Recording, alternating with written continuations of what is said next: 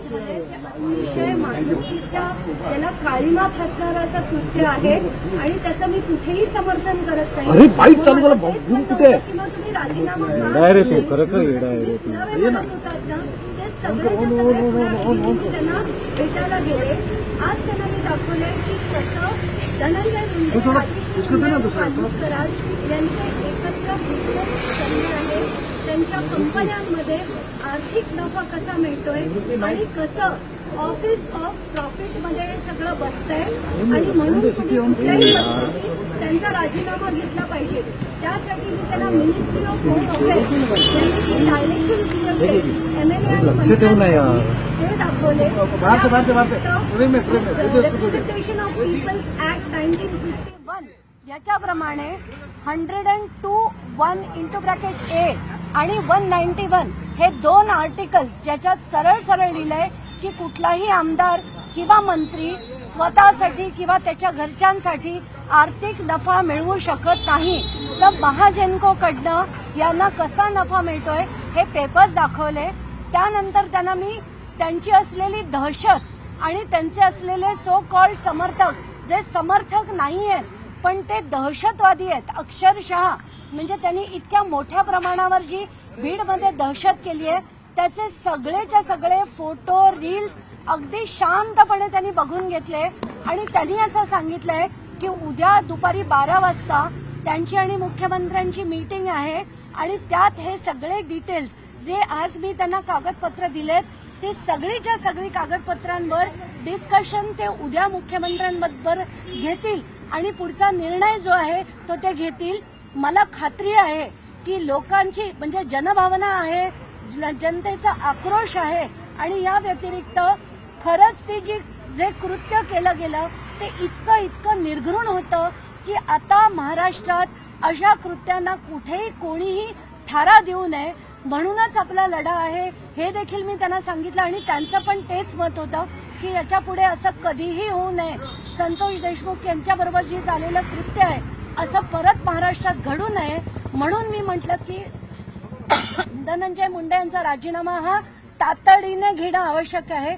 उद्या दुपारी मुख्यमंत्र्यांना भेटून हे सगळे कागदपत्र दाखवतो आणि योग्य तो निर्णय घेऊ, एकत्रितपणे घेऊ असं त्यांचं म्हणणं आहे. आता बघूया आपण ते काय निर्णय घेतात. धनंजय मुंडे यांच्या राजीनाम्यासाठी तुम्ही आग्रही होतात, आता दादांची भेट झालेली आहे, तुम्ही आता समाधानी आहात का? मग आत्ताच्या घटकेला त्यांनी ज्या पद्धतीने सगळं बघून घेतलं, समजून घेतलं, कारण त्यांना अनेक गोष्टी याच्यातल्या माहिती देखील नव्हत्या, त्या सगळ्याचे पेपर्स मी त्यांना दाखवले आणि या व्यतिरिक्त जी रील्स तिकडे बीडमध्ये कशी मोठ्या प्रमाणावर दहशत आहे हे सगळे मिळून काय करतात, मग ते सुदर्शन गुले असो विष्णू चाटे असो यांची सगळ्यांची कशी मिली बघत आहे आणि कसं ते लोकांना दाबतायत, सामान्य माणसाला जगणं कसं कठीण आहे हे सगळं दाखवलं आणि याच्या पुढे असे राजकारणी महाराष्ट्रात नको. म्हणूनच मी त्यांना विनंती केली की यांचा तातडीने तुम्ही राजीनामा घ्या, त्याचं इन्व्हेस्टिगेशन पूर्ण होऊ दे, सगळं खरं काय ते बाहेर निघेलच.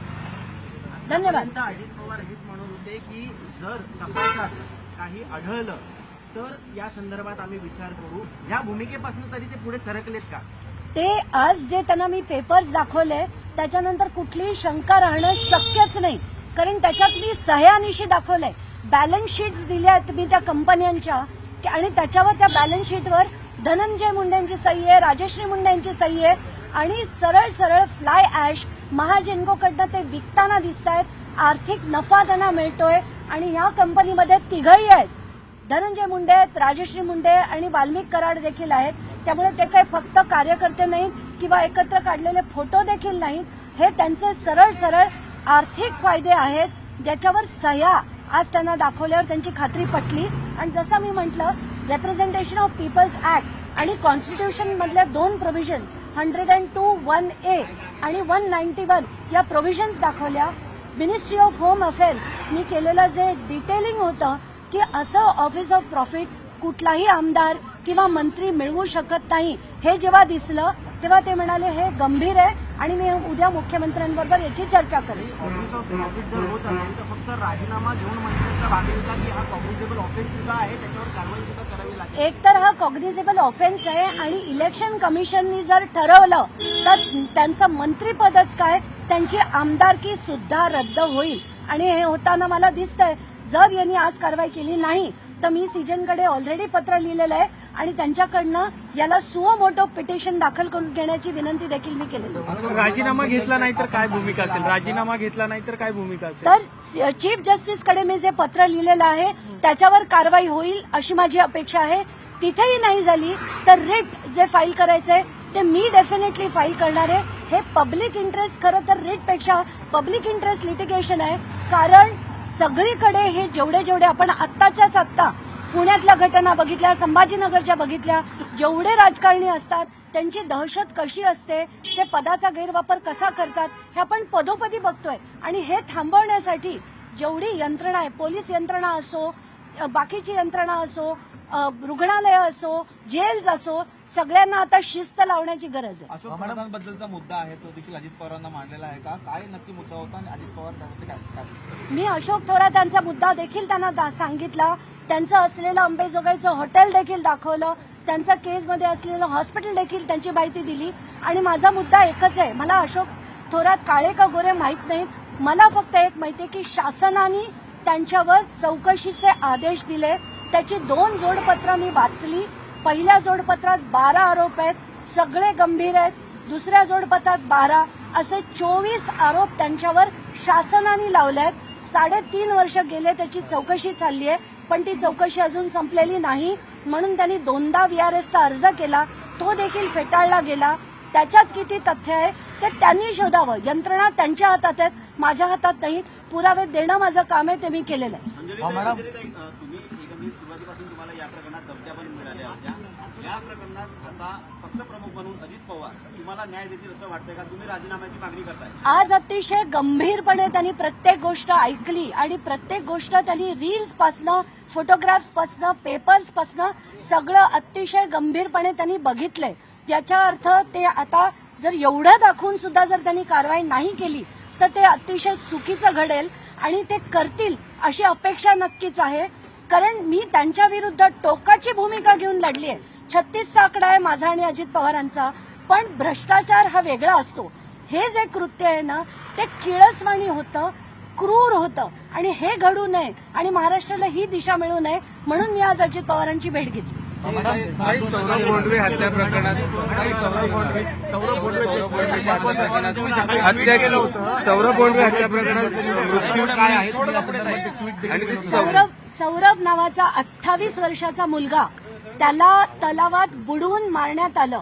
त्याच्या वडिलांनी 15 ऑगस्ट दिवशी त्याची बॉडी मिळाली, ती तलावातनं काढली गेली आणि त्यानंतर जेव्हा याच्यावर चौकशी करण्यासाठी कंप्लेंट द्यायला त्याचे वडील गेले तर अनमोल केदार नावाच्या निरीक्षकांनी त्यांची कंप्लेंट सुद्धा घेतली नाही. कारण त्यांना वाल्मिक कराड यांचा फोन आला असं सौरभच्या वडिलांनी मला सांगितलंय आणि ही कंप्लेंट घेतली गेली नाही फक्त त्यांच्या फोनवरनं. ते याच्याचवरनं कळतंय की पोलीस यंत्रणेवरचा जो कंट्रोल आहे तो वाल्मिक कराड यांचा कसा होता. आताच्या घटनेला त्यांचं स्टेटमेंट घेतलंय पण कारवाई मात्र झालेली नाही. तातडीने या सगळ्यांना अटक करायला पाहिजे आणि असे जे अधिकारी आहेत, पोलीस अधिकारी, मग ते राजेश पाटील असो, प्रशांत महाजन असो, बारगळ असो किंवा हे अनमोल केदार असो, या सगळ्यांवर तातडीने कारवाई झाली पाहिजे. धन्यवाद. तर अंजली दमानिया यांनी धनंजय मुंडेंच्या राजीनाम्याच्या अनुषंगानं अजित पवारांची भेट घेतली. धनंजय मुंडेंच्या विरोधातले अनेक पुरावे आपण त्यांना दाखवले. त्यांनी शांतपणे आपलं म्हणणं ऐकून घेतलं आणि उद्या या संदर्भात मुख्यमंत्र्यांसोबत चर्चा करू असं आश्वासन अजित पवारांनी दिलं.